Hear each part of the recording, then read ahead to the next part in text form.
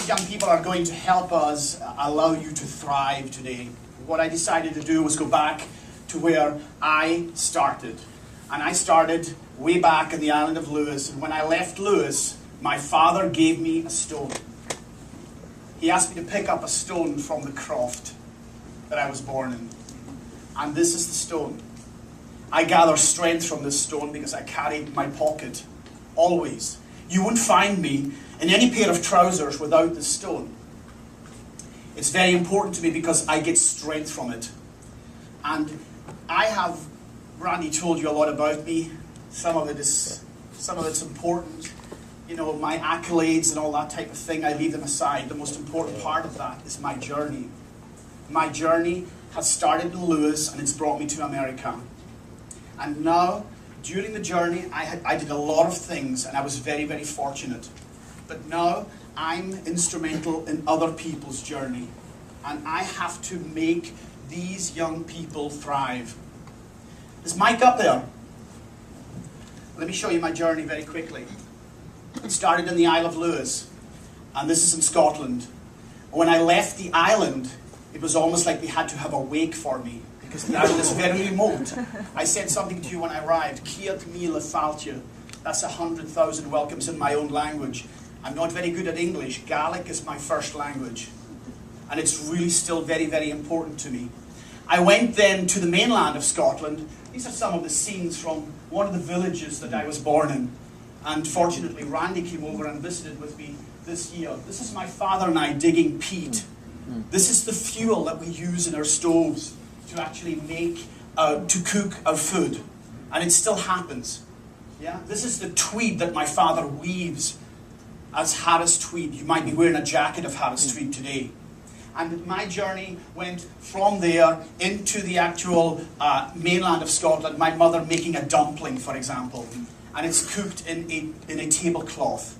And we cook this as our dessert almost every month. Yeah? And when I was at home this summer, my mother made this for me every week. And she used to hide coins in it. Not advisable nowadays. Then we went and I did my training in this little house here in Elgin, in Rothes. And this part of my journey was the most spectacular to me because I was on my own. I just left the island and it was really fabulous, the mainland of Scotland. But then I went all the way over to Nassau in the Bahamas, to New Providence Island, and I opened a school. And I was there as part of my journey learning what my life was about and what food was about. And I was trying to be instrumental in my students' learning. I did many competitions with them. These are some of my students being successful in the Bahamas. When I left the Bahamas, I came to the United States of America. Rather than going 30 miles to the United States, I decided rather than going 3,000 miles to Scotland, I would take 30 miles over here to Grand Rapids, Michigan. You ought to have seen me the first time I heard that word. I expected waterfalls, boats, lumberjacks, cowboys and Indians, you know, the whole bit, because that's the way we think. Yeah, I brought a haggis to our wonderful to the Grand Rapids, and people started to accept some of the things that I was doing. And today I wanted to take you through. This is my children, my wife, by the way, and I want to show you how I make these young people thrive. Okay?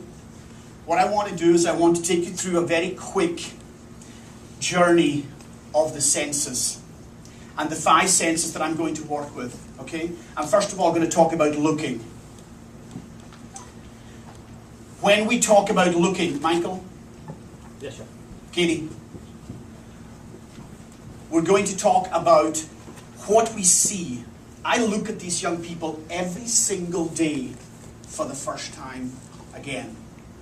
And I challenge you to do the same. Look at people for the first time. I look at my own wife for the first time every day. I try to. Because I see the absolute incredible beauty in her. And I see in them, all the mistakes they did yesterday are gone. They're completely perfect to me when I walk in the morning. And that's really, really important. I don't expect them to disobey me. I expect them to be on time. I expect them to look like this. I need you to do me a favor. And I want you to do it honestly, okay? Don't cheat. I want you to shut your eyes for 10 seconds. Go.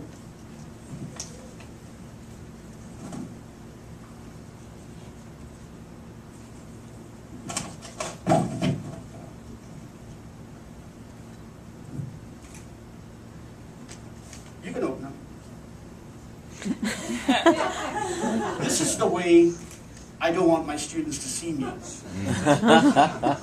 Because this is just not right. That's not the way you would have expected to see me today.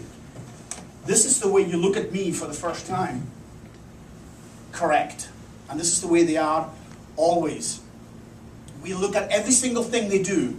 I study their motions. I study their ability. I watch their hands. I watch their eyes. I look at them a different way every single day, and it's so incredibly important. The next sense I want to talk about is taste. And taste is probably the most important thing. I challenge my students this week. We have all these wonderful people coming. I don't know who they are. I can see them now. And we want to create something for you from the heart. Not just something for the sake of doing it, but something from the heart. Something that the flavor and taste has affected your lives. So the students created something, and when we're done in here after our question and answers, we're going into a kitchen, and they're going to share that story with you. But more importantly, they're going to share the taste and flavor of what they consider a dish that has influenced them in their life. It's a very small piece of food. All we do is talk about food. Unfortunately, I teach international cuisine. International cuisine, I like to teach it, but I don't like to teach anything from a country I've never been to. So during my journey, I collected rocks. One from the Great Wall of China.